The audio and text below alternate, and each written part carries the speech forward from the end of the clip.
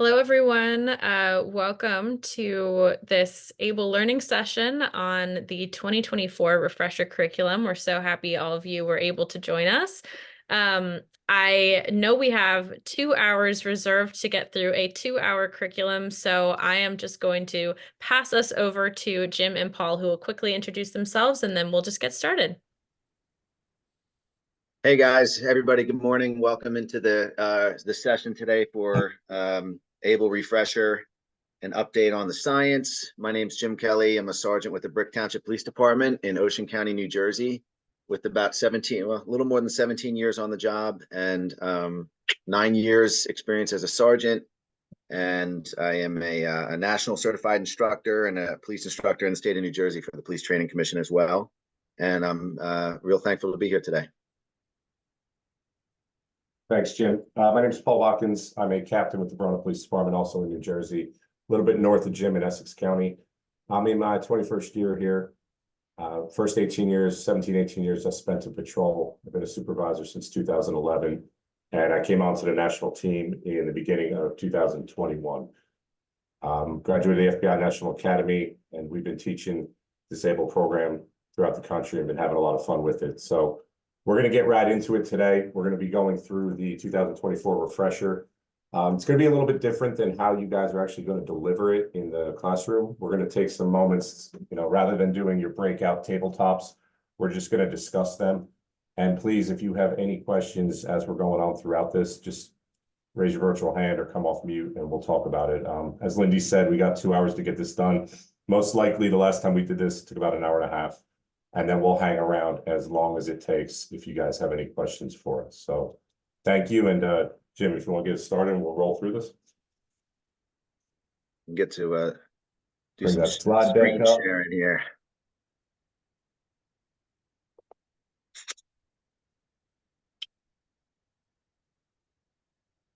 So as he's getting that prepared again, as you guys know, there's going to be a 2-hour refresher for your folks delivered either in person. This one can be done virtually. It's nice to have 2 instructors. You can do it on your own, but definitely the more the merrier in regard to delivering this curriculum. So the focus on this one for this year is going to be an update on the science, where we took on the main studies from the original curriculum. And now we've introduced some further studies that are more recent, but also in line with what we discussed in that core curriculum. Jim?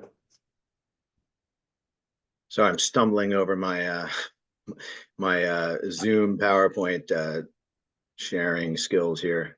Looks good. Yeah, good. Thanks. Let's do a little test run. Good, it's working. Yeah, so we're gonna go through this refresher curriculum for you to take back to your agencies. It's hopefully you'll notice the pattern in here where we do notice and decide block that Paul's going to deliver, and then a decide and act block that I'm going to deliver, and we're going to go over some of the social experiments that we went over in our core curriculum. Hopefully this will be a little bit of a refresher for you. I don't know what amount of time has elapsed since any of you have taught the curriculum. So if it's been a while, some of this should sound familiar. If it's been recently, hopefully some of this updated science information here will be really interesting for you to bring back to your agencies for a refresher. You got anything else on this slide here, Paul? No, I'm doing it. Okay. So, yeah, it's this sort of like what is an ABLE about, right? This is your introduction. It's just to remind everybody that ABLE's about building the skills to intervene. Because if you remember on one of those slides in the core curriculum, one of the things that might encourage us to intervene would be knowing how to do so, having training on how to do so. So that's one of the main things with ABLE. And another important block of ABLE is, of course, creating, building, and maintaining an agency culture that is welcoming to intervention, so that people understand that that's just kind of part of the workday, is being intervened upon or doing an intervention themselves. So you guys see a little update to this graphic. There was that line graph in the core curriculum or the original curriculum. And again, it's the same thing. The earlier we can step in, the more likely we can offset harm, possibly avoid it altogether or start minimizing it. And then as that harm continues and things begin to spiral out of control, it gets a lot more difficult to intervene. So this is just an update of that graphic, but again, it's just stressing that early's best, better later than never, and more options are available early on. As we move on through the event, even to the point where harm is caused, your options are far more limited, especially if harm is caused, then you have to act after the event. Now, same thing, we're going to move on with the 3 pillars of the program. Nothing's changed there. Remember, we're reducing mistakes, preventing misconduct, promoting health and wellness. This is going to be the core throughout your day. It's the core throughout the core curriculum. And remember, mistakes occur. It's what you do with those mistakes. Some mistakes can turn into misconduct, or they just may be, mistake of the head. The misconduct angle, remember the case studies with Jensen, Lopez, and Sergeant McDonald. The misconduct really was clear in the Lopez case where she was in the station house and she put that individual's head into a concrete wall. And promoting health and wellness, which is equally as important as the prior two. And remember, we talked about the Jensen case where that officer wasn't taking care of himself. He was burning the candle at both ends, and it resulted in him making a bonehead mistake, getting himself in trouble with his mouth, and causing an embarrassment to not only himself and his agency, but the profession as a whole. So you guys can do however you see fit with this. If you want to share those case studies, or if you want to relate it to something out in the media or something in your own agencies, just to highlight each of those pillars. Each one is equally important, and we all say that, remember, if one of these is removed, the house is going to fall down. So that's the foundational aspect. Yeah, so what's ABLE about? When do we use it? The 3 pillars, and of course, you remember the notice, decide, act. So we talked about some of the brain function. We're going to revisit some more science. There was a virtual reality experiment that Paul's going to talk about in a little while about how the brain functions, but that's part of the noticing yourself, noticing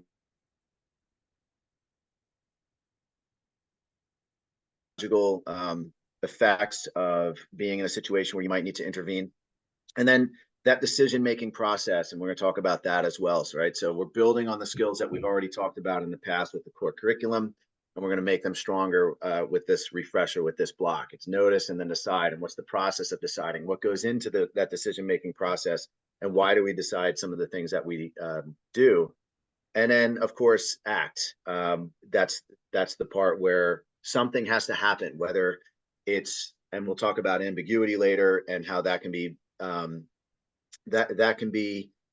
I guess, dealt with just merely by speaking out loud the thing that you see. If you remember the Staub experiment from the core curriculum, the difference that we saw in response when somebody just said something, right? So acting could be anything from just speaking out loud something that you observe to another person, to actually stepping in and doing a direct intervention. And then if we are going to act, we have, of course, our 3 Ds. If you remember the original graphic, it was on like this circle. So if it was optional, it wasn't an escalating ladder or a continuum. It was just, you can use any one of these 3 methods depending on what the situation calls for. So this here is going to be a large group discussion when you bring this back and you do your refresher. This is the chance for you to take a breath, to let the people who you're training in your agencies to do a little bit of the work here. So it would go something like this. What might a direct intervention look like, right? And get some discussion going there. So I'm going to actually ask you guys, if we can get some participation here, and maybe somebody come off mute or raise your virtual hand, and we'll pretend that, we're not pretending, this is a large group discussion. What would a direct intervention look like? I'm going to get everybody up here now so I can see everybody. Or Lindsay or Paul, if you see somebody raise their hand, let me know. I can't get everybody on my screen. Yeah, I got you, man. So again, guys, the question is, what is a direct intervention? What does that look like for you folks?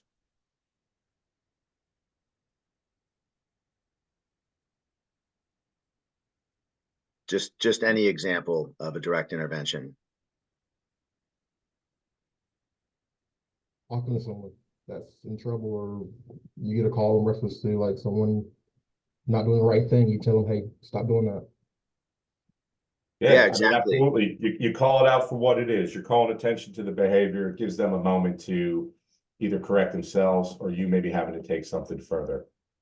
That's excellent there. That's what we're going to be asking of our officers in this refresher, and just kind of walk them through that process.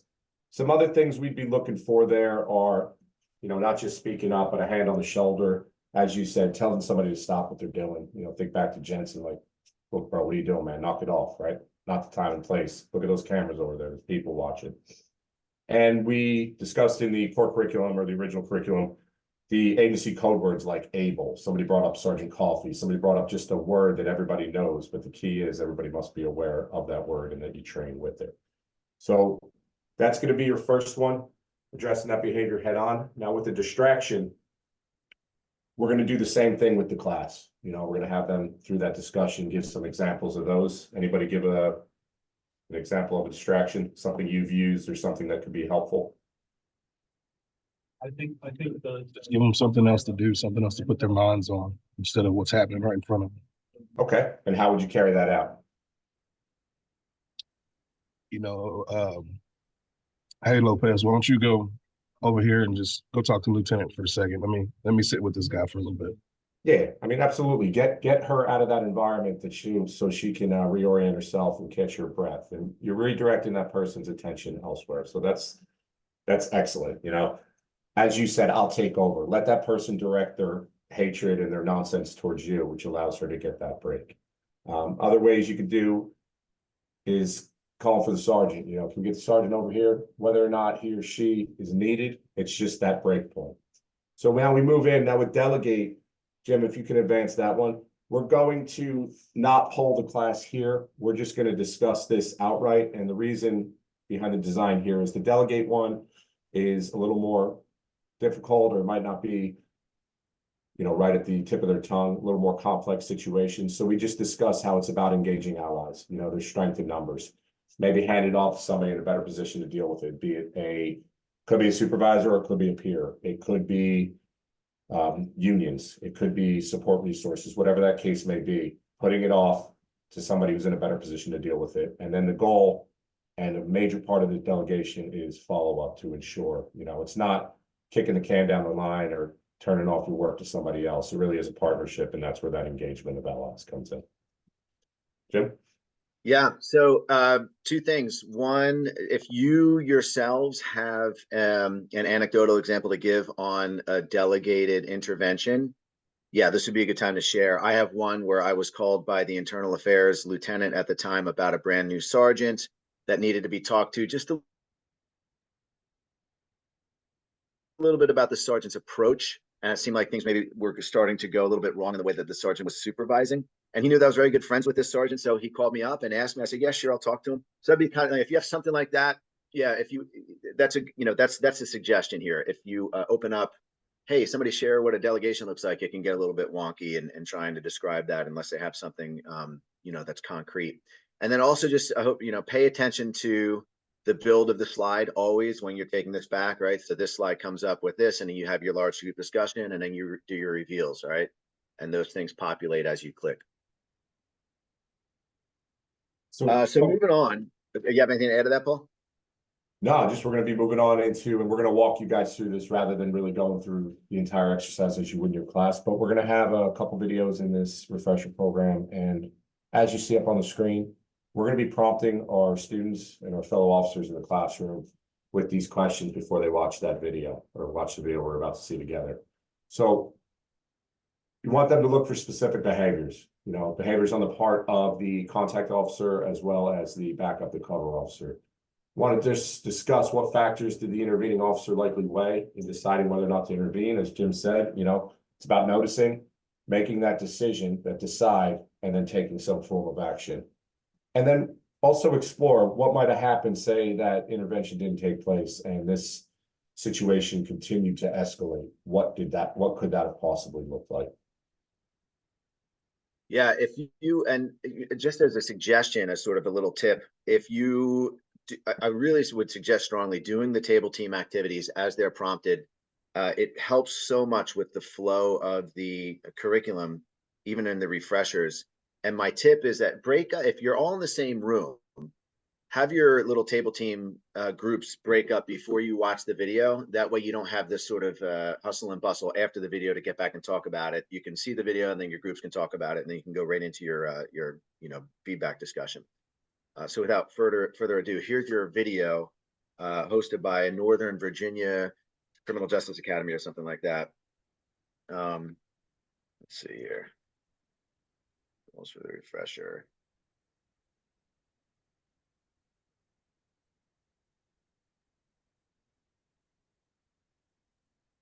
Jim, I don't think we can hear the audio of this. I don't know how to fix that. If you unshare, Jim, and Yep. when you share it back, there's going to be two boxes real small, either down at the center or to the right for audio options. You go to check those boxes and that should allow it. So while we're getting that done, we watched the video. We're going to give the students, those small groups, about 4 minutes Hear to it? discuss. You got volume? Yep, we're good to go. Great. Good. Go ahead, Paul. I'll let you finish what you're saying. We'll watch the video, and then once that video is done, give them 4 minutes, around 4 minutes, to really kick around, answer those questions. You know, what were the behaviors? What were some of the barriers to intervention? Have them discuss it. And then when we come back into that large group and have a discussion on this, you want to spend about 5 to 6 minutes. We understand, you know, it might go a little bit over if you got some good dialogue going on, and that's all good. So let's take a look at this video. Nope. I think that guy just ran the stop sign. Looked like it. Yep.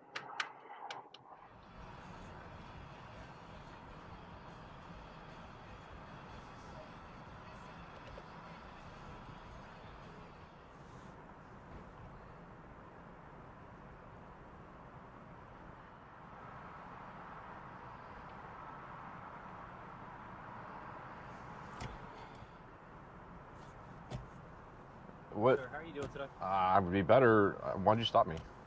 Sir, I'm Officer Taylor with the Virginia Police Department. Okay. You ran that stop sign back there. I did run that stop sign. Sir, it doesn't matter what you think. I'm gonna Okay. need your license. Listen, man, I stopped at that stop sign. I come through here every day. I stopped at that stop sign. Sir, you ran the stop sign back there. I'm gonna need your I license. come sir, through here. registration, I come through please. here every single day. I stop at that stop sign every time. I did not run that stop sign. I'm gonna need your license. and I didn't do anything wrong. I didn't Sir, do anything I'm gonna wrong. need your license and registration. No, I didn't do anything wrong. I come through here every single day. Hold. Just get out of the car for me. What do you have here? This guy didn't need his license. Okay, well, why don't you go write the ticket and I'll hand it him.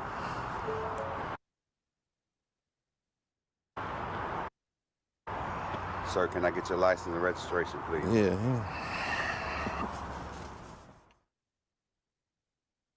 So again, we'll walk you folks through this. You know, that first question is going to be, what did the intervening officer notice? You know, the first thing right out the gate is the driver was not compliant. He was argumentative. And that's obviously something that we encounter pretty regularly. I always stress that the motorist, person we're stopping, they have that right to be a little bit difficult, to be a pain in the backside, whereas we have to, you know, rise above. Contact officer, that first officer, after he asked for his license and the driver wanted to be argumentative, we noticed what? He says, it doesn't matter what you think. I mean, that should be the first red flag that this is going down a course that's not going to be well for anybody involved, because that driver's not going to turn around and be like, you know what, you're right. It doesn't matter what I think. It's only going to escalate from there. The contact officer, he gets more agitated. His tone of voice gets more aggressive, I would say. He hits the back of the car. You know, he pounds his hand down on the vehicle. He starts pulling on the door handle while he's telling him to get out. Again, can you ask that driver to get out of the car? Yeah. Can you make him? Yes. But can we avoid that? Is it really necessary at this point? And this is when that backup officer decided to intervene. So the second question we'd be asking the class is, how did that officer intervene? What type of intervention do you folks think that was?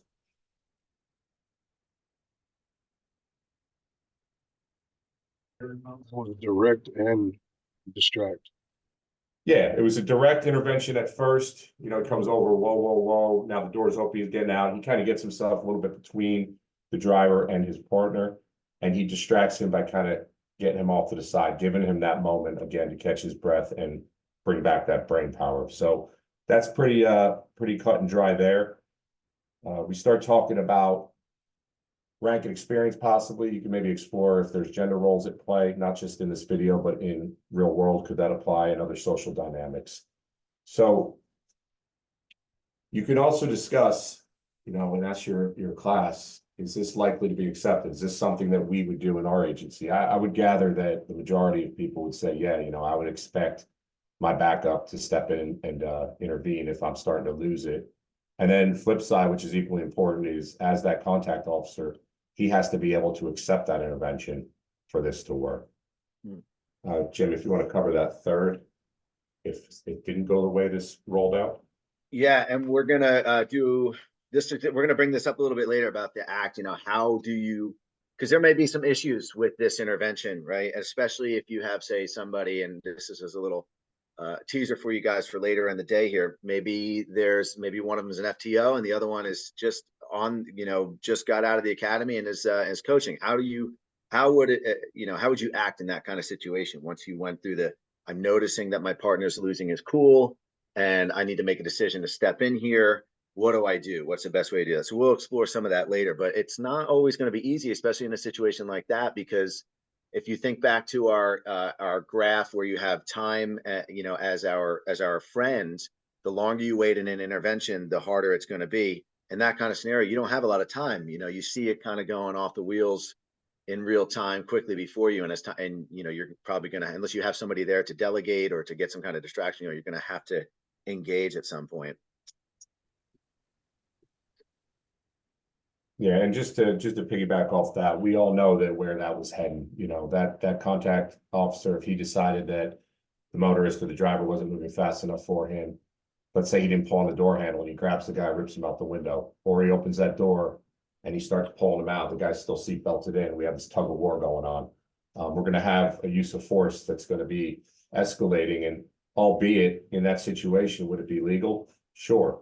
But was it necessary? That's what we want to discuss in these situations. And now that backup officer finds himself in a difficult situation where that person's going to be taken into custody, but there's definitely going to be heated emotions that can lead to further harm down the line. So that's going to be that first video that we're going to discuss in that large group discussion. And it's kind of like an icebreaker to what Jim discussed, how we're going to go on further and dive in a little bit deeper into not just what can get in the way, but also how we can overcome that. Next slide, Jim. So the goals for this refresher is like any skill. Any skill we employ, we need to practice. We want to strengthen our intervention skills, and we have to stay sharp with them. It's not just discussing them. We talked about in the core curriculum about implementing them into your trainings throughout the year. Discussing these with your personnel, discussing them on the squad level.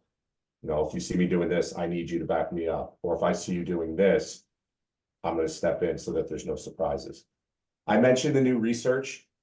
It confirms and deepens our understanding of active bystandership. These studies that they've included in this refresher are excellent.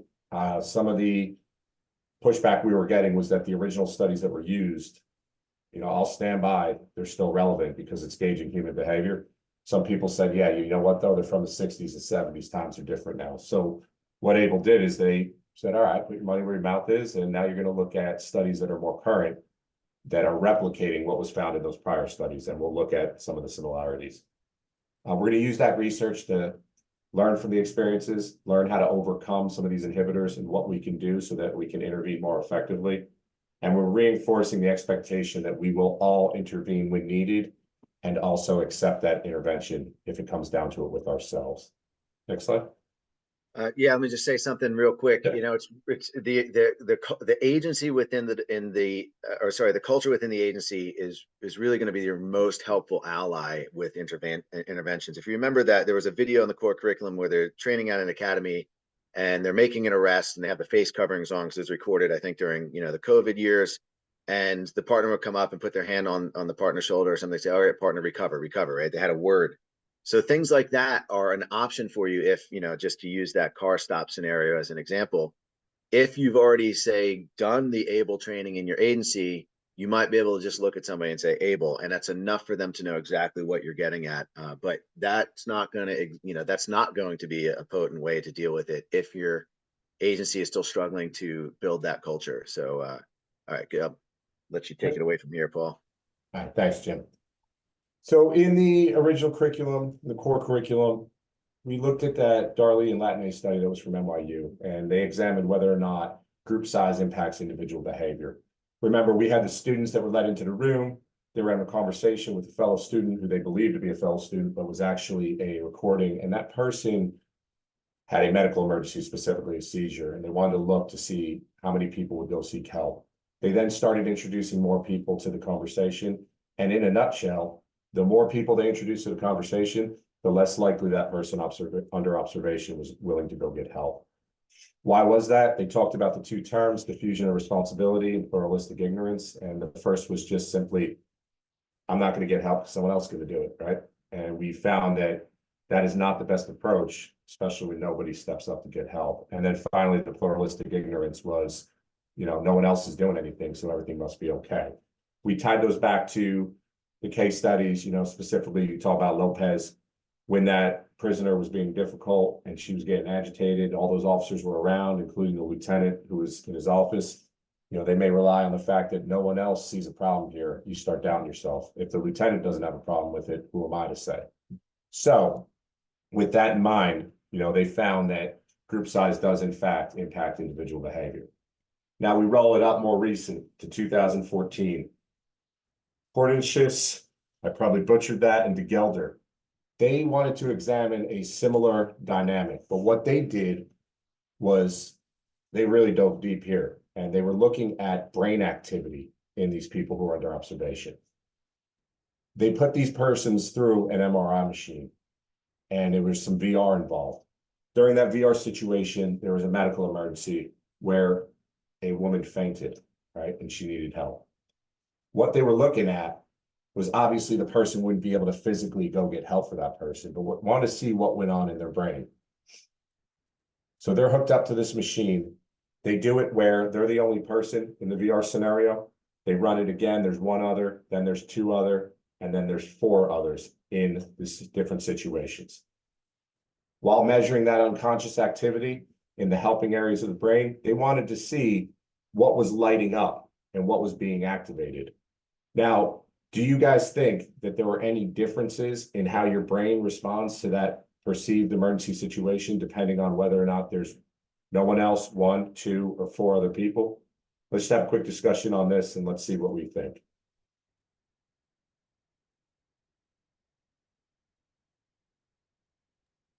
Yeah, I think it's going to be the same thing as the previous studies. The more people there are, the less likely somebody is to actually do something.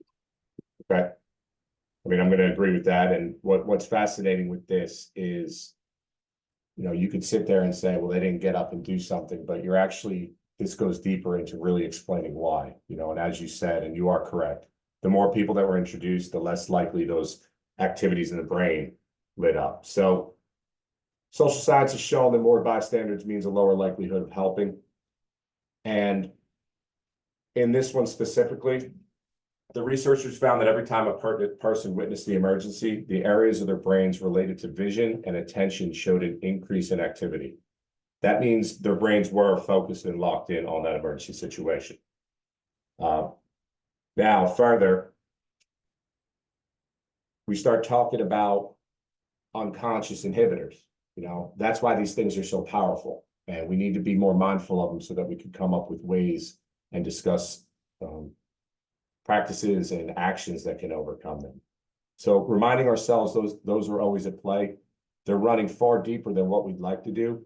It's brain science. Brain's going to drive the behavior, and we need to be aware of that. So common assumptions, someone else will handle the problem. We've demonstrated that is not effective. No one else seems concerned, so maybe that's not a problem at all. That's that pluralistic ignorance. And inhibitors are at play even when we are unaware of them. So that was one of the drivers of these two studies here. Next slide, Jim. Paul, can I jump in and say something real quick? Yep. So for you guys, for you trainers, this is something I like to encourage able trainers with when they go back to their agencies. I have gotten pushback from people in the class who have, they feel almost attacked, like we're telling them that they're not brave enough or something like that to do an intervention, and that's why they have to have this, and that's not what we're training, but that's sometimes the way it's received. And so this kind of experiment is something I like to point out to people who are maybe unwilling to accept the fact that, like, well, hey, police are different. These are normal people who are not cops who are put in these situations. Of course, I would jump in and do something. but it's studies like this one that show that there's something beyond it's previous to your decision making and your acting, right? There's things going on in your brain that just respond that you have no control over. And that's it's good for us to know that. It helps us to know that's what's going on, whether it's in our brain or something social, interactive social that's preventing us. But this is just one of those great examples to show, look, it's not your character. It's not about who you are as a person or what you do for a living. The brain is programmed, responds in certain ways to certain things. And we don't have control over that. It just does. Just a little tip, for that aspect of training. I like it. Yeah, thanks. And that's a major part here. Your students, your officers, if they take it personally, they're going to get turned off. But as Jim said, and as the study demonstrates, this is the reality. This is the science behind it. So in that study, the more bystanders in that VR situation, there was less activity in those helping areas of the brain. So can we fix that automatically? Maybe not, but it does explain a lot. And it really highlights, as Jim said, you're not a bad person. You're not weak.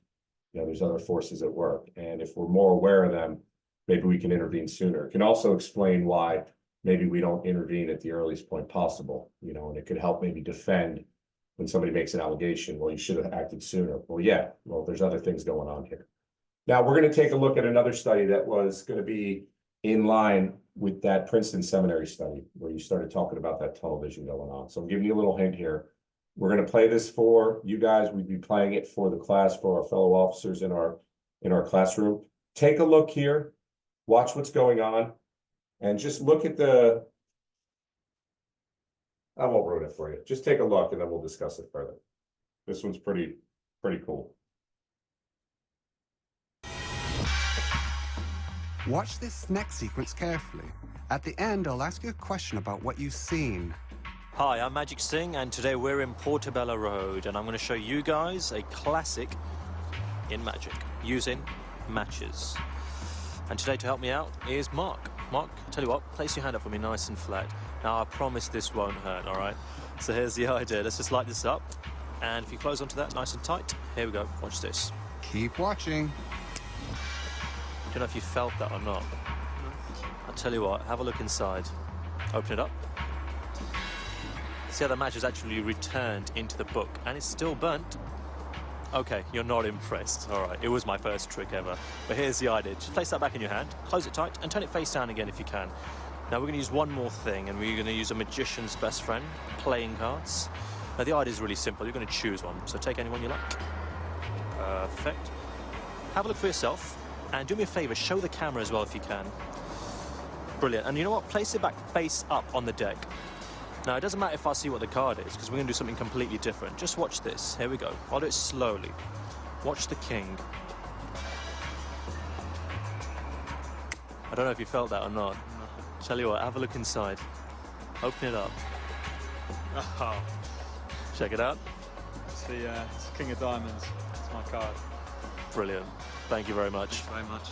Did you watch the trick closely? This is a famous illusion called inattention blindness. This illusion is not about the magic. While watching the routine, you may or may not have noticed the changes taking place. The question is, how many changes did you see? Was there 1? Were there 3? Or were there 5?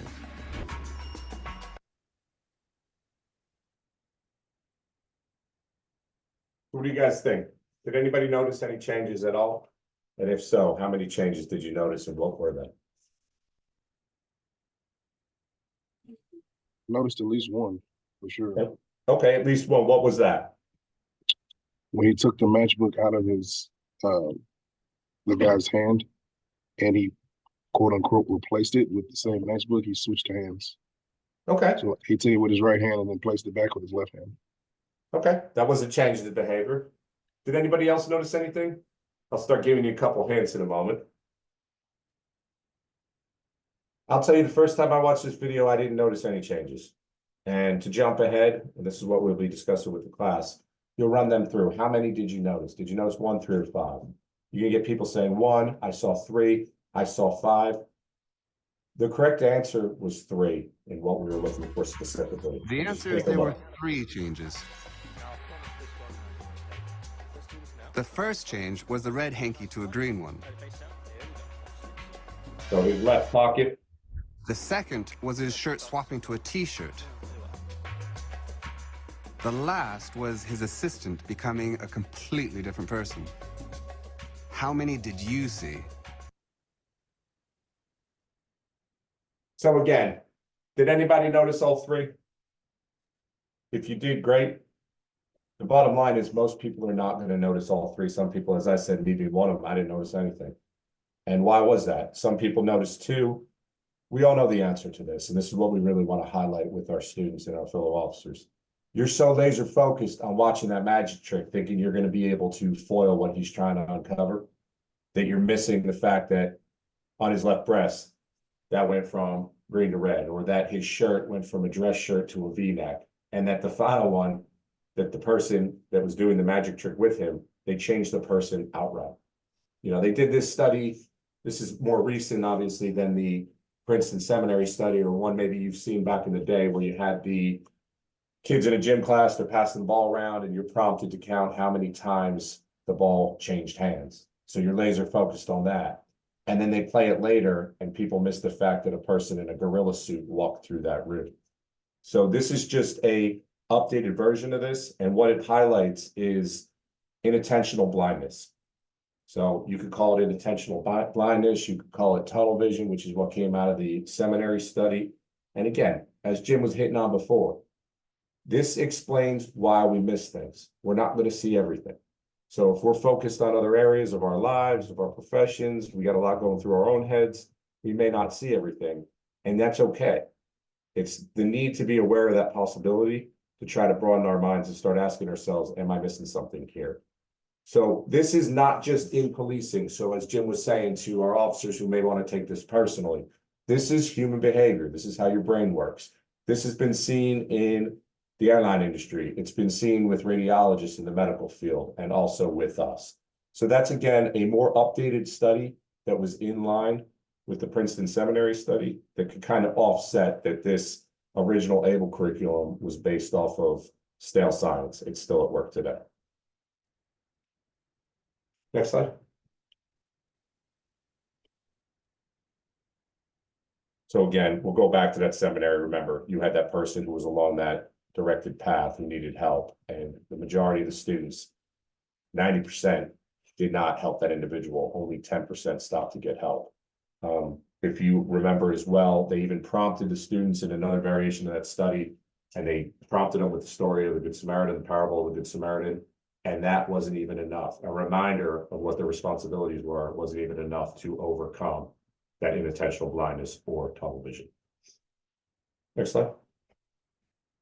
So we got a study, Simmons and Schlossler, 2017. This occurred out in Illinois, and it was with 100 police trainees and 75 experienced officers. Took place at a statewide training academy, you know, in a controlled environment, and the setup was a driver ran a stop sign. The instruction here to these experienced officers and the trainees was deciding on whether or not they were going to issue a warning, simply give them a warning, send them on their way, or if they would issue a traffic ticket and then send them on their way. So they believe coming into this, this is just a routine simulation. So we'll go to the next slide. We're going to look at what this video portrays. Take a moment.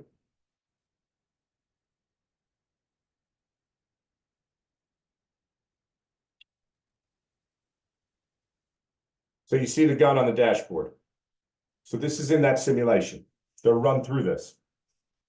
You're given a warning, you're given a ticket. Really, that's irrelevant.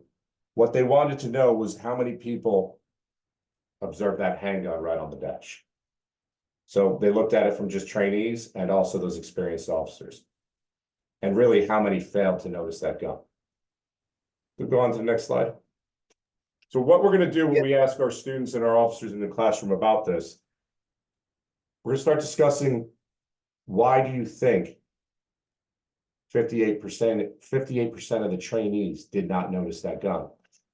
You're going to get a variety of answers. You know, you're going to get probably out the gate, they don't know what they're doing, right? That's often one that's really relied upon. All right, that's fine. But a third of experienced officers didn't see it either. Why is that? And get that conversation going. This is a really good study in the sense that not only is it current, it highlights how we can miss not just the behavior of other people. We may miss warning signs that are right in front of us that could jeopardize our own safety. I think this one really drives home too, because it's personal. You know, you are personally at risk if you're missing these things. Now, this isn't saying that we need to go out there and be super hyper vigilant on every situation and assume there's a gun in every car, but we do need to widen our horizon so that we can at least see what's in an arm's reach of somebody that we're stopping. What do you guys think? Do you think there's a reason for the differences between why the trainees and the experienced officers differed in their lack of attention? All right, trainees are more focused. Let me expand on this. And complacency. Yeah, complacency's, what do they say? Complacency kills, right? The trainees are going to be super focused, and we want to be super focused, you know, in a healthy way as well. The trainees, they were saying, the research, the findings in this, that the trainees were more likely than the experienced officers to miss the gun because they're still learning proper procedures for a traffic stop. And they were focusing more of their attention to protocol, you know, positioning in the car, what they're going to say, how they're engaging with the public, right? So they're focused on that.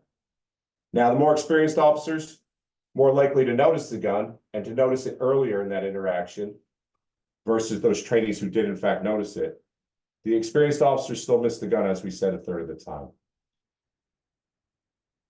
What they came out of this, one of the ideas they put forth on why this is, officers may be under real or perceived pressure.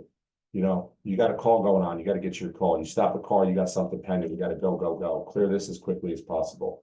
We all know that when we rush, we miss things, or we have the potential to miss things. So reminding our officers to stay alert to our surroundings, it can help us make sure we notice the need to act whenever necessary, including when we need to intervene with a fellow officer or notice that harm that could come to us. Next slide, Jim. So again, as we discussed here, in a hurry or indeed folks, brain devotes more processing power to our task. The brain's going to filter out many things in our environment. We come back to that inattentional blindness. And the trainees were more deeply focused on protocol because they were still learning it. Next slide. So these studies focused on that notice and decide steps of our notice, decide, act model. Noticing relies on our situational awareness. How do you practice this situational awareness on a scene, especially when there's a lot going on? So we'd ask in this table team, what factors also would you consider in deciding when and how to intervene? So this again is going to be a breakout session. We're not going to go through it here, but we'll have the class discuss that and come back. You know, what are those things that are going to get in the way of us, those inhibitors? How are we going to overcome them? Because these are those discussions that need to take place so that we can move forward and be successful and safe at the same time. Jim?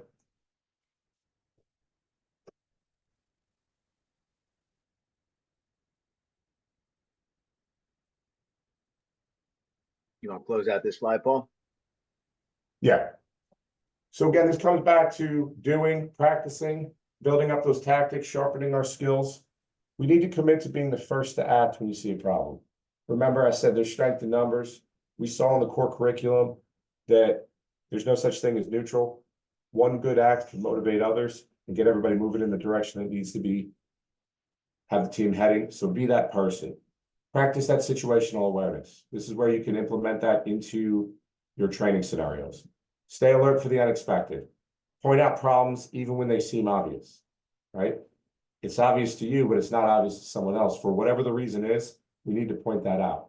If somebody said, yeah, I saw that gun, I don't know what tactic that would be to play dumb. Maybe there's a good reason, but we still got to call it out. And it doesn't have to be something super loud. It could be subtle, just to get that attention of your partner. And keep those skills sharp. Discuss and practice interventions constantly. As Jim was talking about the culture, we want this to become the norm, not just something you're doing once a year for 2 hours as this nonsense refresher training that we have to go to. These are real things. The science demonstrates that it's at play, and the science and what we're talking about in this curriculum can really highlight how we get an officer killed if we're not being open to this. Jim? All right, thanks, Paul. So keeping in mind the overarching structure of this refresher, right? We're going through this notice, decide, act essentially a model of Able.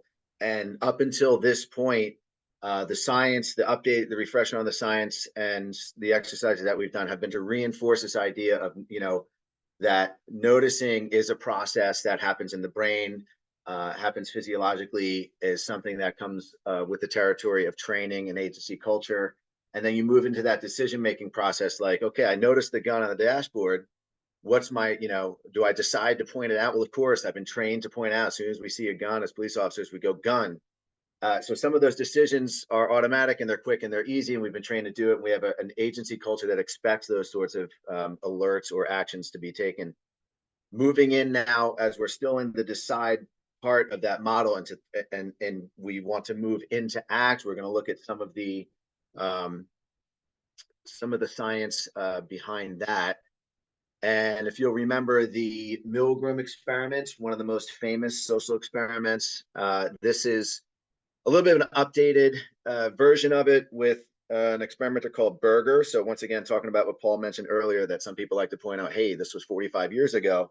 Well, Berger did sort of a replication of this experiment in 2006. So it wasn't that long ago. And there were a couple of things that he did differently. I was going to play this video so you guys can have a look at it.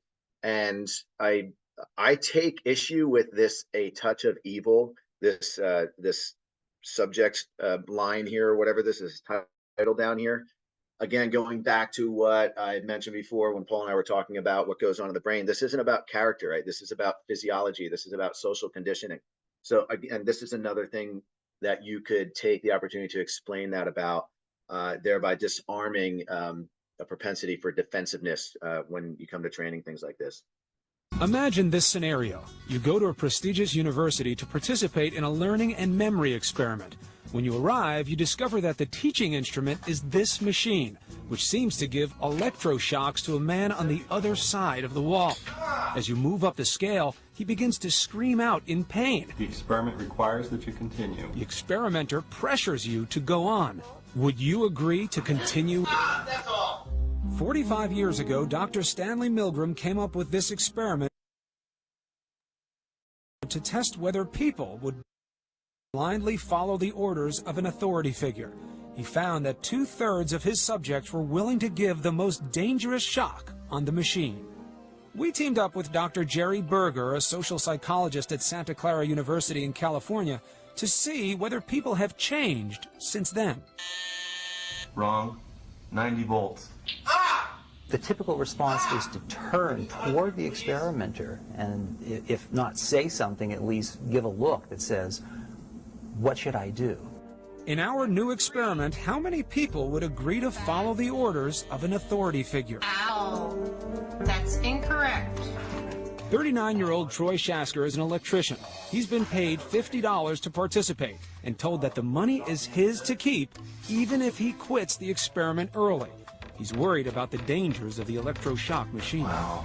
I don't think I can shock him that hard if he really does screw up. That's been a severe shock there.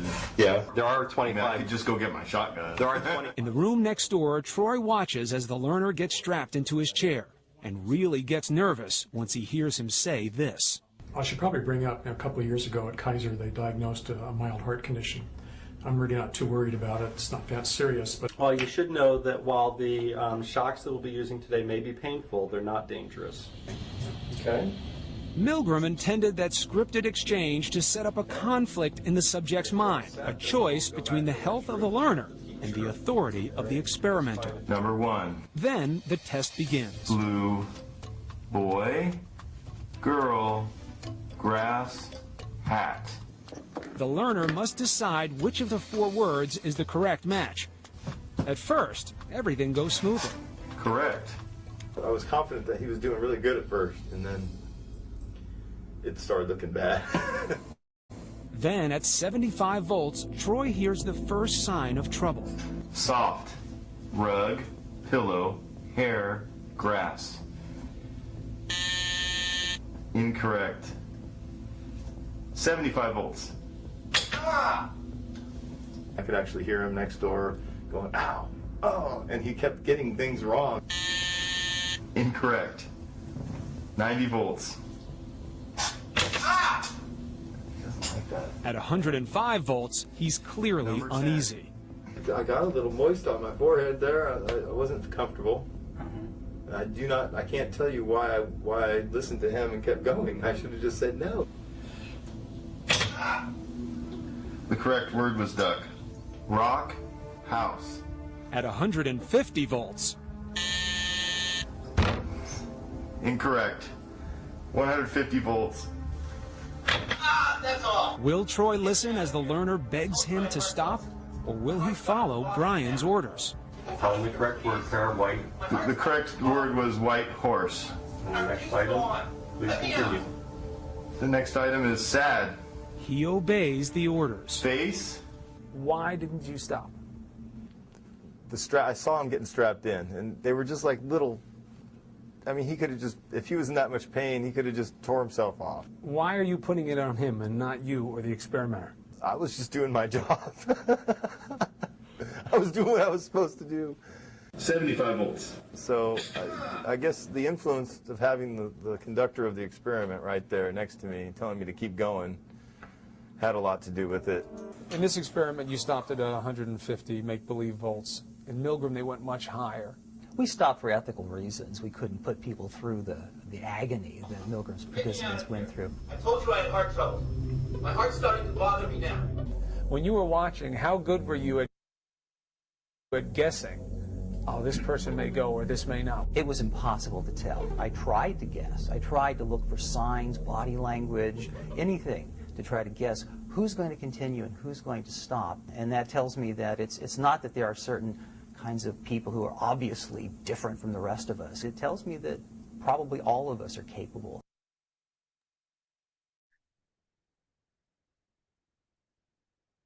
So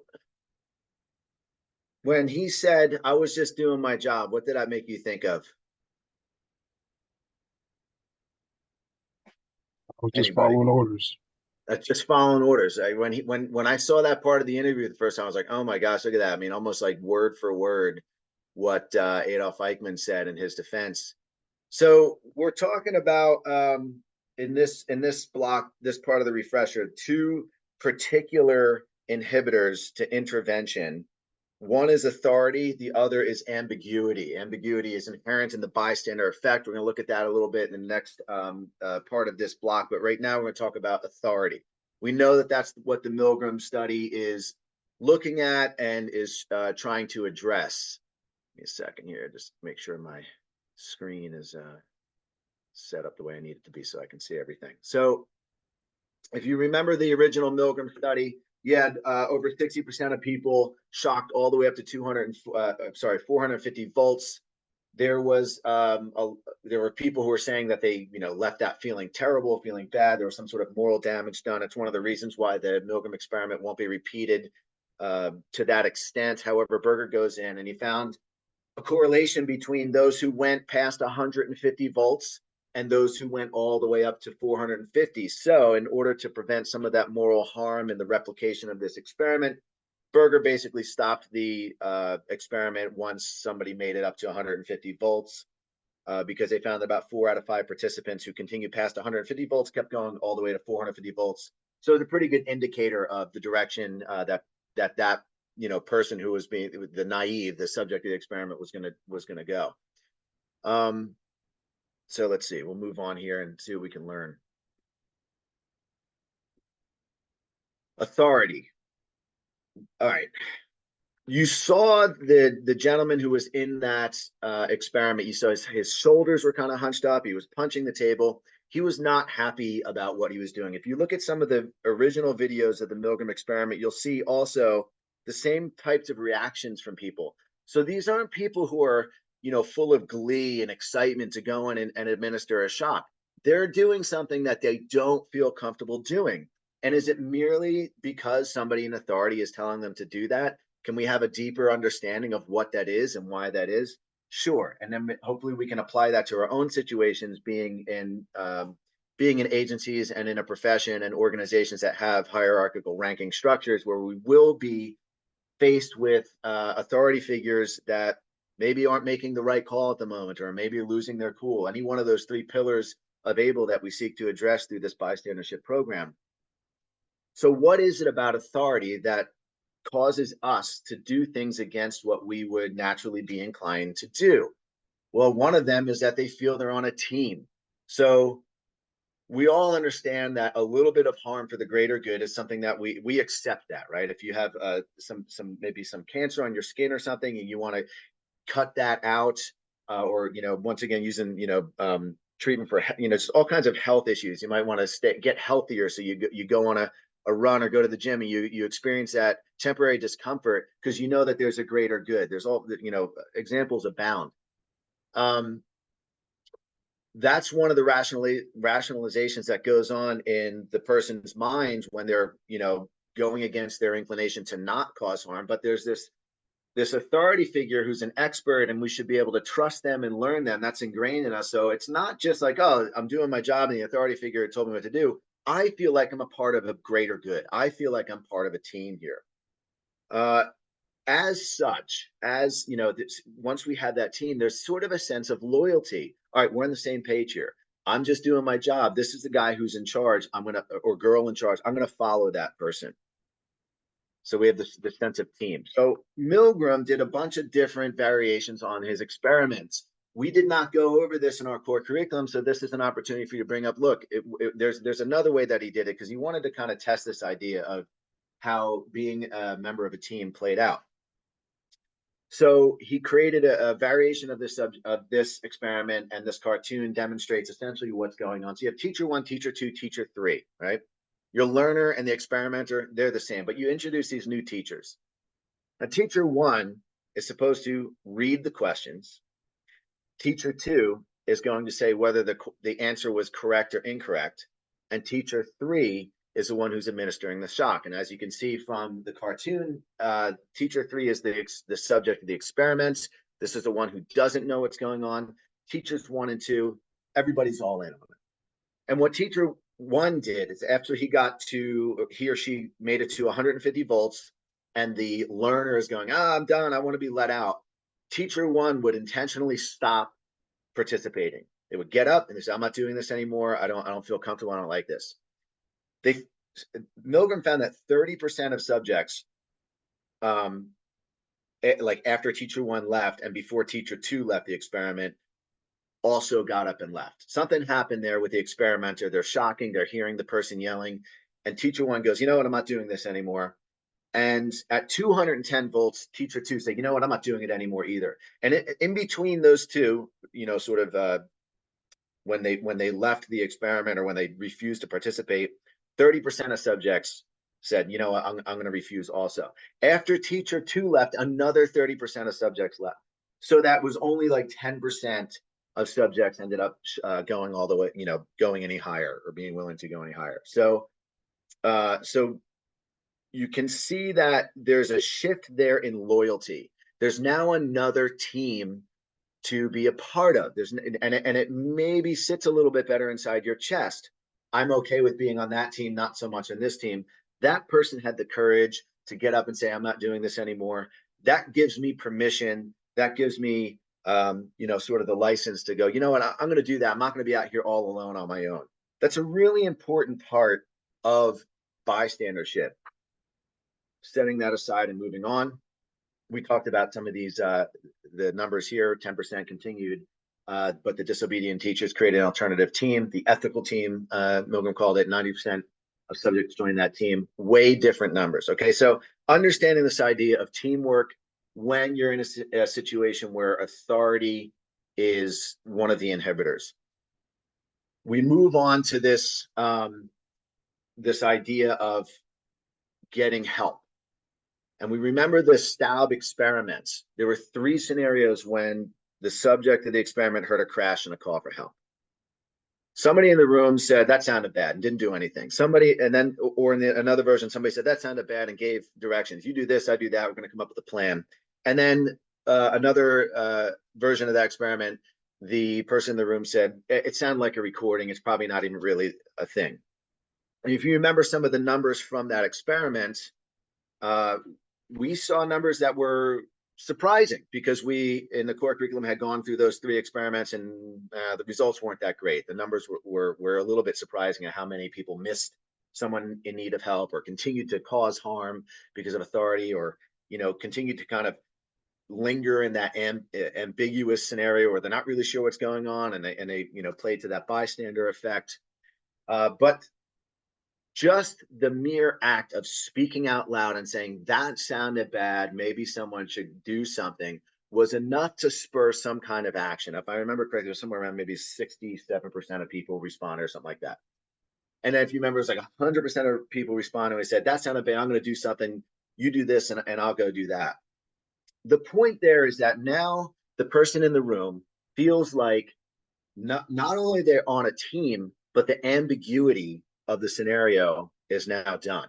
We don't know what happened. We heard a cry for help. We're not sure what's going on. We're experiencing the bystander effect. Somebody says something, and that introduces clarity to the situation. That introduces,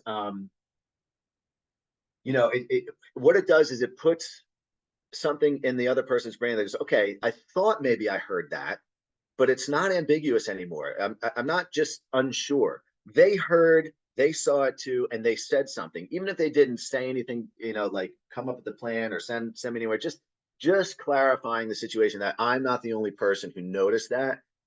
It opened up, you know, it opened up room for an intervention to be possible. So these are the two things that we're dealing with here in these scientific experiments and in this refresher course that will help us get through that, you know, that tactic of deciding and then acting. We have these two inhibitors. Here's another experiment that talks about the ambiguity issue. They did a little, they did a study of some 3,400 people in the workplace where they staged a, you know, workplace uncivility or incivility, they called it, where there was being rude and unprofessional to another person. And they wanted to see how many people in the office sort of responded to that, to intervene and to get help. And they found out that the reason why most of the people didn't do anything is because they just weren't sure. They weren't sure. Maybe the victim didn't really want help. Maybe they, maybe we were misinterpreting the situation. You start getting those things like, you know, pluralistic ignorance and now I can't think of the word. Somebody help me out. What's diffusion of responsibility? There we go. Diffusion of responsibility, because you're all sitting around in a room and nobody's saying anything or nobody's doing anything. So you have these questions. Well, should I engage? I don't know if as you listen to me here, you can identify with that. I mean, I've been in situations where you see something and you know, I wonder if that's what's going on there. I want to look a little more. I want to listen a little more. I want to know what's going on. Does that person really need help? Are they okay? If somebody speaks up in that situation and points out that, let's, you know, this is our assessment, you now know that somebody else sees what you see, hears what you hear, and you are now starting to build a team. You're starting to feel like, you know what, I'm on your side. I see something here. And it becomes a lot less scary and it becomes a lot more possible to do something to intervene. So you, and this is the thing that you want to bring back to your agencies in building upon these skills, you have the power to define the situation. And all you have to do is kind of say what you're thinking. Just kind of point out, you see something happening and you say what you're thinking. By way of anecdote, to kind of plug this into a real life situation, a couple of weeks ago, I was on the road. It was a late night and we had a DUI and a domestic violence situation all happening at kind of the same time. And what tipped me off to the DUI was it's heard the other person in the fight mention something about the partner being intoxicated. Then there was a matter of a search for intoxicants in the car, and it was kind of a complicated situation, but everything was safe, everything was secure, and we had time to think about it. And so I was that sort of outboard brain to go, you know what, this is what I see here, right? We don't actually have a traditional car stop here. We have this situation. Can we just stop and talk about this? All it did was give everybody a chance to think about what we're seeing and to get together as a team and work together to solve that problem. In the same way, bystandership can have that kind of effect and power, really. So here's your key inhibitor, right? Ambiguity. We also talked about authority before. How do you overcome ambiguity? Talk about what you see. Just bring it up. Just mention it. Hey, there's something going on. We see things all the time. We like, I was on mute before. And I think it was Lindsay said, you're on mute, right? No big deal. Or maybe I'm messing up the slides and Paul tells me, hey, can you go back a slide or two? it's the same thing. It just is scarier when it's when it's an incident at work that has to do with something important. But we go about deciding and acting the same way. We go, I see something, I'm gonna just kind of speak up. Do I have anybody else here who sees this thing? And now there's two of us, and now we have a little bit of teamwork, and we don't have to worry so much about that inhibitor of authority, because that's not the team I'm on now. Now I'm on this team because I think this is the team that would prevent some unnecessary harm. And even if there was no unnecessary harm coming, those actions, that behavior, going through that process helps contribute to an agency culture of intervention, because it's now how people in your agency are starting to think. So the takeaway here, right? So this is your table team activity. After you go through, these experiments and you talk about them, you're going to break everybody up and you're going to ask these questions, right? How do you decide when a situation requires intervention? That seems like a strange question. How do you mean, how do you decide? Well, some of the answers that you're going to be looking for are like, well, do you talk to others? Do you tell them what you see, and do you tell them what you hear? Do you hear what other people are saying? And do you take into consideration everything that's going on in this great phrase that we love to use in law enforcement, the totality of the circumstances? How we decide is by gathering information. It's almost like that critical decision-making model. We want information. We need information. And then you're also going to have your group say, once you act, how might you change your course if your intervention isn't immediately accepted? That's a really important question. So if you have your breakout groups, you could maybe say groups 1 and 2 are going to, I want an answer from how do you decide what's going on? And then group 3 and 4 or whatever, how do you act, or how might you act if your intervention isn't immediately accepted? That's a thought exercise I really would like you guys to impress upon those who you're, going through this training refresher with. I would like you to impress upon them the importance of going through that thought exercise. If you give an intervention or you try to intervene and it doesn't go the way that you were maybe hoping it would go, what do? You go back to that information gathering, right? Okay, what happened now? What's different now that we tried the intervention and it went this way? What might we do to change course? That's the discussion you want going on at your tables for your breakout sessions. So, decide and act. What do? We have authority and ambiguity. We have team building. Well, we define the situation. Let's get a response out. What do we expect? Do I expect if we're in that situation where our partner is getting angry at a driver and things are unfolding in a bad way on the side of the road, and it's escalating and we're running out of time, and any minute here, unnecessary harm is going to be done. What I would expect is for the trajectory of that interaction to stop. And so if I try an intervention and it doesn't stop, my intervention fails and they're still going at each other, now I need to tailor my intervention to other things, right? Taking into consideration the social dynamics, what's going on in your brain, physiologically in your body. Here's something that would be very helpful to point out for any of your people whenever they feel like they need to do an important intervention. It gets people on board. And I'm not sure if you remember this when you did your core curriculum, but as ABLE National instructors, we really try to espouse this idea that this is an exciting thing, right? This is about purpose. This is about mission.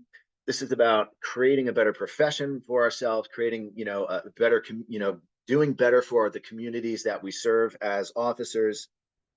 That's a shared goal that we all have. We identified shared goals that we all have in policing. If you remember that table team breakout activity in the core curriculum about what are you loyal to, right? A lot of us have the same ideas about what our goals are, what our initiatives are. So if it helps, try to identify something that if you're, gathering support or have a team member, or even if you're just doing a direct intervention, what is it that me and this person that we both want, and we're not going to get because of this behavior? We need to define that shared goal, that shared value, and help build and create on that teamwork. And of course, and we drill this home, and I do this at my roll calls, and I make sure anytime our FTOs are bringing out new people on the road, we have a conversation. You have permission to intervene with me if you see something going wrong. I'll give you permission. I won't punish you for it. I won't get upset about it. I'm here to listen. And if you see something, even if you're wrong, it just means we could have a conversation And I'm sure it's something we could both learn from. All right. So there's your tactics. Now, that's essentially the extent of the didactic classroom, facilitator's guide portion of your refresher training. And then you're going to go into a couple of role plays. These are good role plays. They're obviously different from the role plays we did in the core curriculum, but if your agency went through the ABLE training, which we assume they did, they'll understand the dynamics here of the role playing.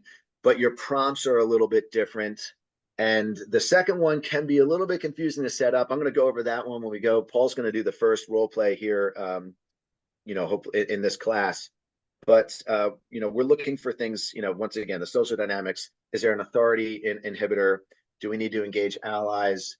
Are we doing direct, distract, delegate? Think about those core principles of ABLE as you facilitate role plays within your training session. Find your people that you like that would be good, role players, the same way that you did in the original core curriculum. Set it up the same way that you did. You want to make sure you thank them after they've done it. You want to ask questions. How did it feel to intervene? You did it. You've done the teach backs. You've trained it in your agency. You get it. Same thing here. And again, although it might seem maybe forced or contrived, or maybe, some people might be a little bit apprehensive about it. Maybe it seems corny.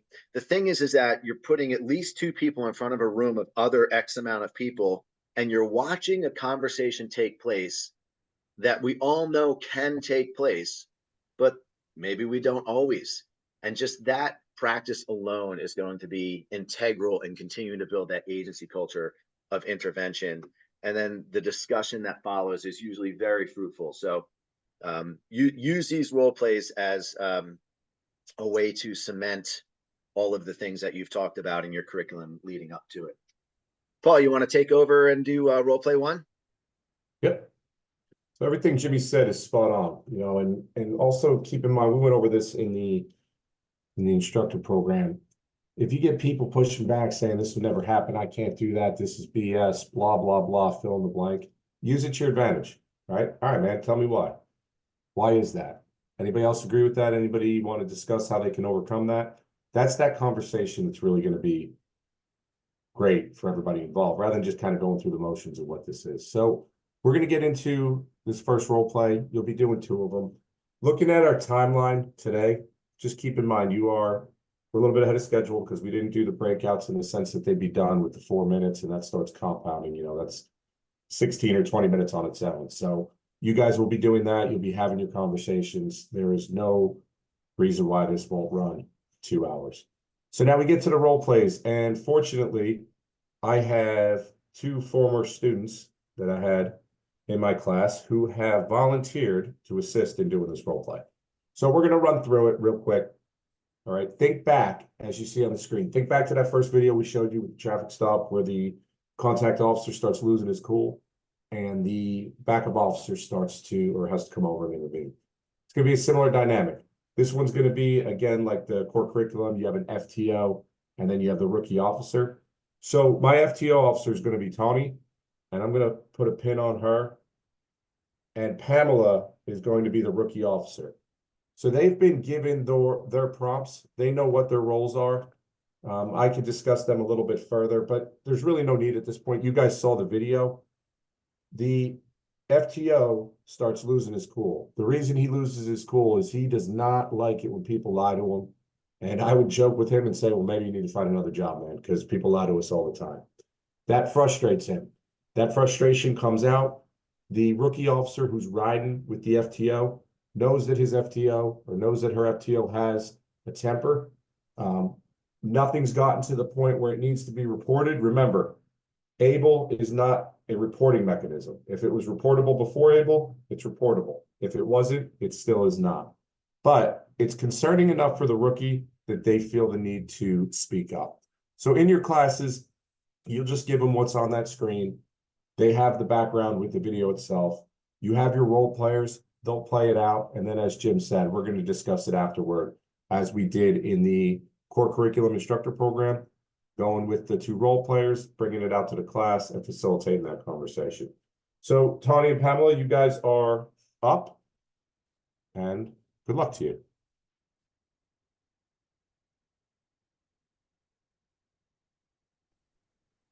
Still on mute? Yeah, off mute. Okay, cool. Thank you. Look, I don't know why you're calling me out on this. The guy's obviously lying. Yeah, I agree. He is. I'll tell you what, can you let me handle this a little bit? I know you do a really good job at it, and it's something that I'm kind of struggling at. So I think maybe if you let me step in, let me see how far I can take it. And if I struggle and I think I can't get him to move or budge where we want him to go, then I'll kind of like signal back to you and give you a wave on. Maybe you could help me out. Could you just let me try this for a little bit? You've been in the uniform for what, like all of 2 weeks now? I mean, Yeah. you saw the same violation I saw, right? I did. Yeah. So, and now he's giving us a difficult time over it. I'm over it. I'm tired of it. And I don't appreciate you stepping in here on the side of the road, calling me out in front of him. No, I apologize. I didn't mean to call you out if that's what I did. I didn't mean to do that. I just think this is a great opportunity for me to step in and learn something from you and show you that I can do it too. I haven't had to deal with anybody like this before, so if you could give me that opportunity, I would appreciate it. And then by all means, I would love to see what you have to say about how I did so that how I can improve. If I'm not given that opportunity, there's no way for me to improve. Yeah, I mean, I don't see how you're going to handle it right different, but I would just like to give it a shot. I mean, I haven't had something like this, so I mean, if I would hate for this opportunity to go away and me not have it again. And yeah, I really respect your time on and the way that you handle stuff. So I would really appreciate the opportunity to do this myself. yeah. I guess you're right. The training is for you. So yeah, you go ahead and we can talk about it after. I appreciate that. All right, so that was pretty easy. Will it always be that? Maybe, maybe not. So let's think back for a second. We got that video we watched. That's pretty much the scenario there. Tawny hit on something big, which is an issue that could come about. She, first off, doesn't like people talking back to her. And she doesn't mean, and I don't mean in the sense of her rookie officer, it's in the sense of those people who are lying and people on the street. She wants to maintain order. It's really not the best approach, and that's why Pamela needs to intervene. But Tawny brought up being embarrassed. You know, you called me out, you interrupted that stop, and now you basically didn't allow me to save face. This is something that's good that you can talk to your class about, because these issues will come up. Now, Pamela did a great job of bringing down the tension. Her goal was to stop the escalation of the driver, and that escalation of the driver was causing this response from Tawny. But you're putting two similar people who are both moving up, it's not going somewhere good. Now, she could have apologized for, you know, the embarrassment that Tawny felt. That was not her intention. Her intention to stop this from spiraling out of control. But it's something I think that we could really highlight when we're discussing this with our officers. You know, personal feelings, we don't want to step on toes, but had she not intervened and stop that escalation, I mean, you want to talk about embarrassment when it comes to excessive force claims, lawsuits, and things of that nature. It's things that we don't need. So, Pamela, I'll ask you, what do you think would be, you know, in your officers the best? Do you think they'd be receptive to this type of role play? I know we did a similar one in the core curriculum, but how do you think this is going to play out with your people? Sorry, I had to unmute. I actually think it'll work out really well. When we did the classes with our groups, they got into the role plays, and this is something that's we all run into from time to time, right? We see somebody overreacting, and if it's a simple, if we could just step in and take over.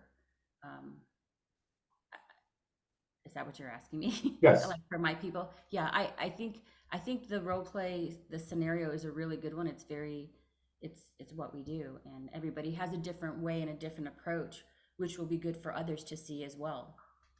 Absolutely. And what I like about this one is, you know, we talk about in the core curriculum, these interventions, they can be micro interventions. They don't have to be this end all be all huge ordeal. We're taking a motor vehicle stop, which happens millions and millions of times each day throughout the country, right? And such a minor violation, running a stop sign, somebody being difficult, the officer not taking it right, it can escalate to the point of it could be national news. And we know how this can play out. So that's one of the things that I think really makes this real. I was doing some use of force reviews the other day, and we saw something similar with this and it was a supervisor. He just didn't want to lose. And the person was completely out of line. The person was not well up here, and they were being very difficult. I mean, I'm putting that very politely. Other officers came in and they had better dialogue, but that supervisor kept wanting to get that last word in, which then made him pipe off further. And it was just a recipe for disaster. And it was great to see. It was a brand new officer, 3 days on the job with us. He came from another agency. He walked over and was just simply like, "Sarge, I got this. He's talking to me. For whatever reason, he's responded to me. I got it, man." And that was it. It ended up being a minor use of force taking him into custody, but had that continued on with where that was elevating, it certainly would have been a lot more severe, and it would have looked a lot worse in that process of taking him into custody. So, Tony, what do you think with your agency? How do you think they would respond to a role play such as simple as a motor vehicle stop? I think our agency would be fine. I noticed in the chat, there's actually a couple academy instructors from my agency here, so they might be able to speak better, but I think it would be well received because we're used to doing stuff like this all the time. Awesome. And you just put them on the spot. So let's hear from them. One person, come off mute for me, and then we'll move on. And you're in Virginia, right? Yeah, Fairfax County, Virginia. All right, back her up. This is what we're talking about here. Tony, go ahead, Em. What was exactly the question that you had, Tony, of the receiving of the Yeah, just like in our agency, would like a role play like this be well received? Putting like the FTO on the spot, or do you think that the class, like, I guess do you think Sworn would have issues with it? I mean, recruit wise, when we teach this to the recruits now, towards the end of the session, obviously they're more receptive to this type of training, right? Because they're new, they want to learn new things. So the role play for recruits, I know for the past 2 sessions haven't been a problem, right? Because they've been able to participate and actually be active in it. So for them, yes, right? Otherwise, sometimes how incumbents get with the role play. Some are in it and some are not in it, and it's just kind of hit or miss with that,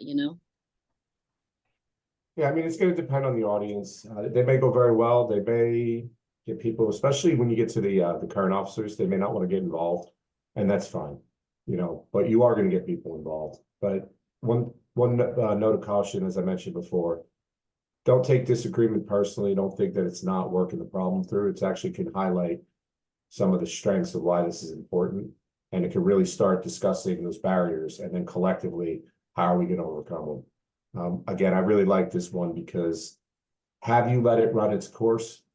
Have those discussions of what this could have turned out like. It could have just been a low-level demeanor IA complaint, which nobody needs. Do they happen? Sure. It could have resulted in a use of force. It could have resulted in an excessive force claim or an actual excessive use of force. It could have resulted in a proper use of force, and now your officer blows his shoulder out or she blows her knee out, and maybe they can't work again or they're laid up, right? There's so many long-term implications, all from a very common motor vehicle stop that just kind of gets off the rails.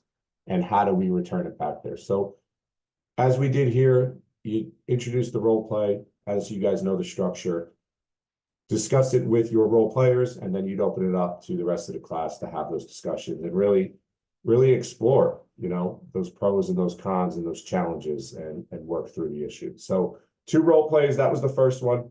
Jim, I'm going to turn it over to you. Jim's going to do the second role play, and then we're just about out of here. All right. So I, unlike Paul, don't recognize any names in here of former students. It doesn't mean that you're not in here, but I'm going to ask for 2 volunteers. And if I don't get them, then since most of you are tiled out and I only see your names, I'm just going to pick you based on your name. So if you want to take your chance at being randomly picked, that will happen. But if I can get 2 people to volunteer as role play for this one, that'd be great.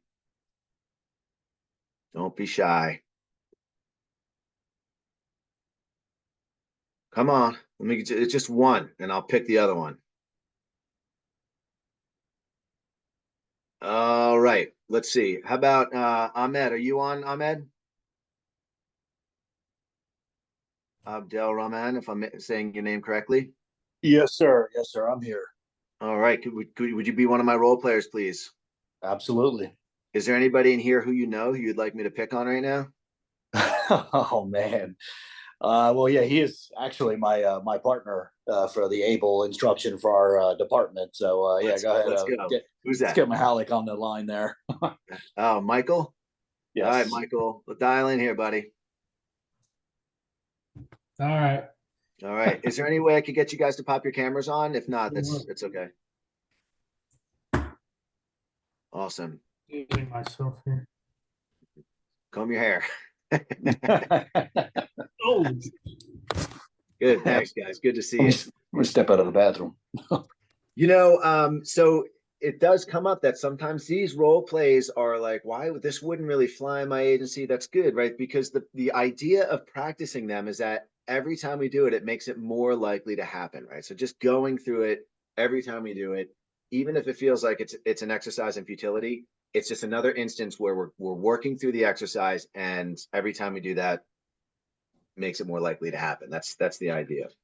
All right, so here, this is a little different from the other role play scenarios that we had, and I really like this because what we're doing is almost a delegation thing here. It's a delegating role play scenario. We have Officer Johnson, we have Officer Palmer, okay, and there's a third officer that's not involved in the role play. He's just this third subject, and that's Officer Morse. So, Mike, I'm going to have you be Officer Johnson, okay, and Ahmed, I'm going to have you be Officer Palmer. Okay. Okay. And this intervention is really about Officer Morse, because earlier on in the day, Officer Johnson, you, Mike, you went to a call, and it was a child abuse call. And you see Officer Morse over here. He's not he or she, they're not really engaged in the job that's going on, because all the other primary officers are handling, they're just there because it sounds like, pardon the expression, but a shit show. It's just one of those jobs. You got a lot of people on, you got detectives, all this other stuff, crime scene log. But here's Morse. Morse is over here, and he's shaking his head. He looks like Lopez, in that scenario, in that case study. Maybe he's gritting his teeth or clenching his jaw. Maybe his fists are balled. And he's just pissed, right? You can tell this job's getting to him. You don't know Morse real well, but you can tell obviously something's going on. He doesn't interfere with the investigation. The job gets wrapped up. Everything's good, but you just want to check on him. You just want to make sure Morse is okay, but you don't have the relationship with him. But you know that Palmer does. Palmer's got the relationship with him. He's good friends with him. And you want to go and you just want to talk to Palmer and say, hey, listen, would you mind maybe talking to Morse about this? All right, that's your prompt. Now, Palmer, your prompt is that you and Morse are tight. You're good friends. You know that Morse has an 8-year-old daughter, so you understand why he's pissed. And at first, you're a little bit like with Officer Johnson coming up to you to want to do this intervention. You're kind of like, well, who does this guy think he is? Like Morse been around, he knows the job. What do you want me to do here, right? You would get that. I think that's probably something that would happen in an agency. Like, who the hell do you think you are? Like, don't worry about it. He's fine. He's my boy. Whatever. That's the setup. That's the prompt. So, Mike, I think you're gonna be Johnson. You're gonna be trying to talk to Ahmed, who's Palmer, about maybe going to talk to Morse about this. And then once you get to the point where it's like, okay, you see that Officer Johnson's intentions are good, and he really does want what's good for Morse, then you're gonna kind of soften up and be like, all right, yeah, I'll talk about that. All right. All right. All right, gentlemen. Take it away. My name already. Hey, Johnson, did you notice that call earlier was pretty rough? I don't think Morris was handling it very well. He was acting kind of being a little bit extra out on the side of the call. You think you could talk to him when you get a chance? Yeah, Johnson. I'm Palmer. I'm sorry. No, yeah, he's fine. He's fine, dude. He's been on the job longer than both of us, dude. He's all right. Don't let his tactics scare you. He knows how to handle his way around this situation. No, I get that he didn't do anything wrong on the scene, but it seemed like something going on there was kind of triggering him. It looked like something was getting to him. I just want to make sure he's okay, regardless whether it's on the job or off the job. He just didn't seem like he was in the right state of mind at the end of that call.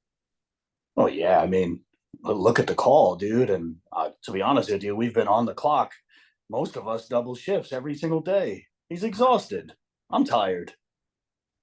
Right, and with that going on, I don't know what he has at home, but I figured you might, and there's got to be something behind it that was getting to him a little worse than everyone else, even though it was rough on everybody.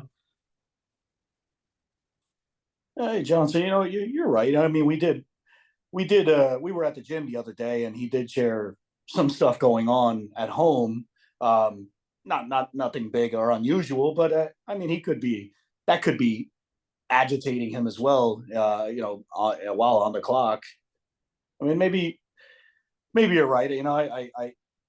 You wouldn't be coming to me if it wasn't for the betterment of everyone involved. And maybe I could have a word with him if we hit the gym or something, or maybe have some lunch. It's probably a good idea. Cool. I appreciate you bringing that to my attention. Thank you. All right, thank you, man.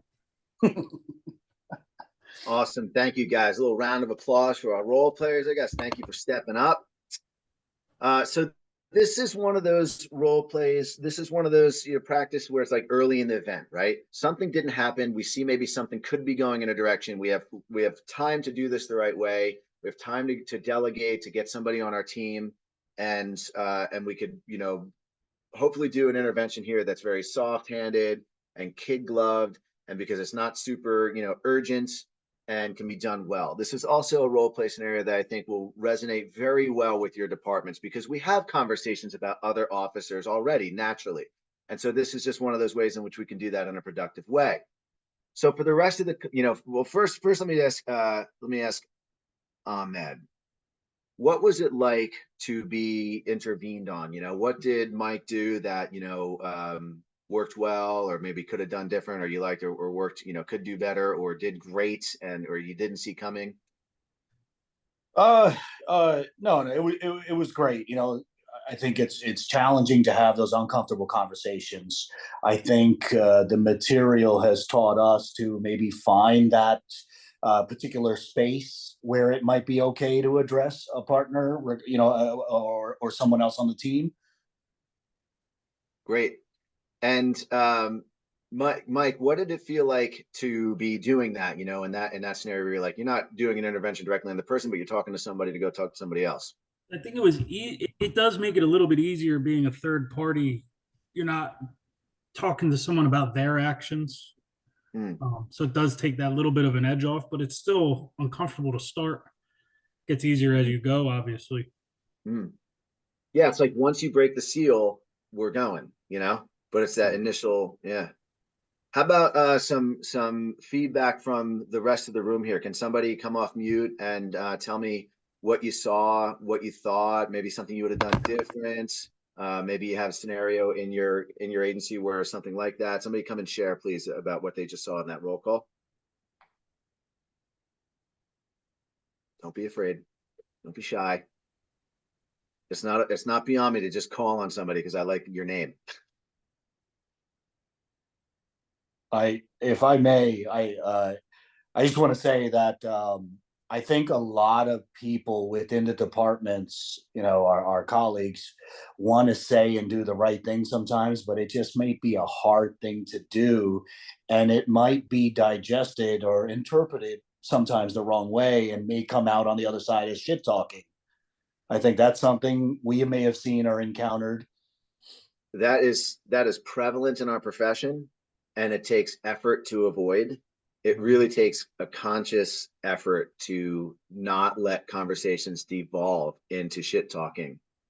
So yeah, that's going to be incumbent upon you guys, especially as the able, ambassadors to your agency, to be helping to promote that, that culture where you don't let those conversations devolve into that. So that's good. That's a good point. Let me see. Tina Smith, are you on the air? Can we have you come off mute? All right, I won't waste too much time trying to seek out a victim for my feedback here for the role play. But in any event, that's a good role play, and that's how you do it. And I'm sure you remember, and it's not that complicated. Just make sure that when you set the scene, your prompts, be really familiar with being able to do that, because it can be, it can get confusing, especially for your role players if they don't understand what's going on, or the rest of your class might be kind of sitting there lost, just waiting for the role play to end because they don't know what's going on. So set your prompts clearly and choose your role players strategically, not like what I did today, though it worked out well. Thank you guys very much. Worked out very well, Jim.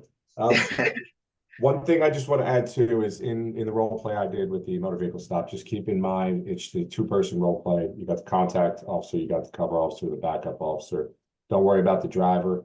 You know, you're kind of imagining that, and then based on what the class had already seen in that prior video. So don't get too hung up thinking you need to involve 3 people. Just something I neglected to point out. So that's about it with this refresher program. Some key points here that you are all very well aware of, but that you have to sell to your people is it's your responsibility to intervene and keep everybody safe. If you see there's a problem or you see there's a need to intervene, be that momentum, be that person. Remember, there's no such thing as neutral. We know all too well that we can't sit back and say, well, I didn't do the harm. Well, yeah, you were there and you're expected to do something. That's that expectation. And that culture is what really drives behavior. Maintain your situational awareness. We highlighted things that get in the way of that. And again, we can't overcome something until we are first aware of its existence or open to the possibility of that. Look out for the unexpected, including that need for the intervention. Remember, the early's best, better later than never. Let's not sit back and doubt ourselves. And then now in that motor vehicle stop, that guy's throwing a closed fist punch on a guy just simply because he's berating him verbally. That doesn't match up, and now we have an issue. You're better intervene at that point, but it would have been far easier to intervene earlier and just have him step away. You want to tailor your interventions to the situation and to the social dynamics. No 2 situations are going to be the same. That's why it is imperative that we have these discussions and have these conversations with our teams and with our people. You know, have them throw something out where this is a challenge that can never be overcome. All right, how so? Let's talk about it. You know, we're all problem solvers. Your officers are all problem solvers. We're really good at what we do. So let's just apply it to these concepts.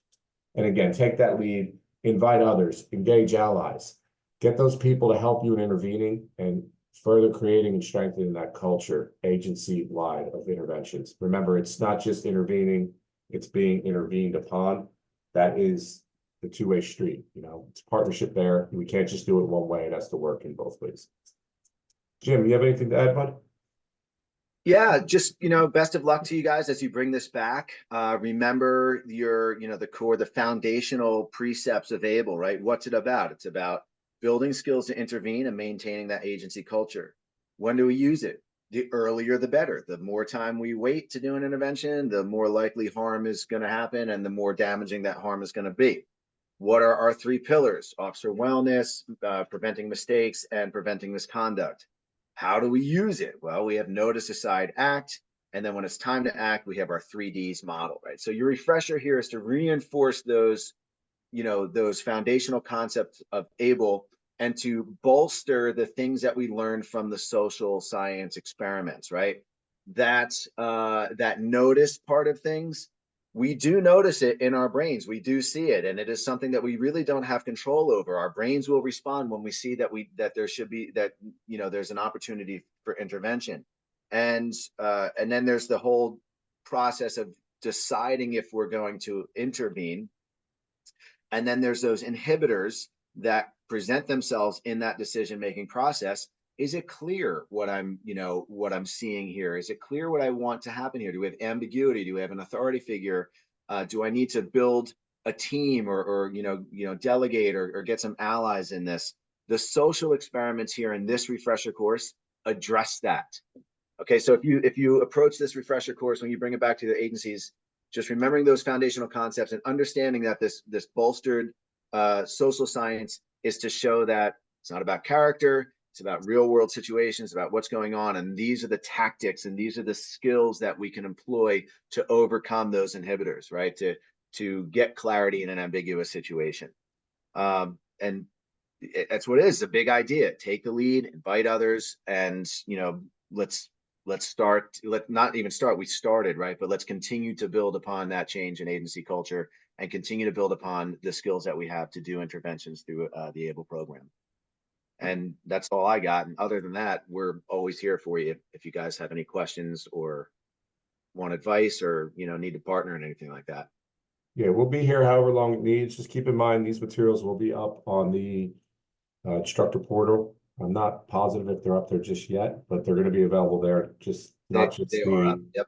they're up. So not just Yes, the sir. presentation, but also the facilitator guide that you can become a little more familiar with. This was recorded too, so that will be accessible if you want to just review certain portions of it when Jim and I went over. I just want to thank you guys for being here. It means a lot, and it shows a lot to your commitment, your dedication to these concepts. And as Jim and I said, we will be here however long. Lindy, do you have anything? I was just going to say I'm planning to post the recording of this on our YouTube page shortly, and the link to that will also be in the instructor portal. So please feel free to share this with any of your colleagues that weren't able to make it today.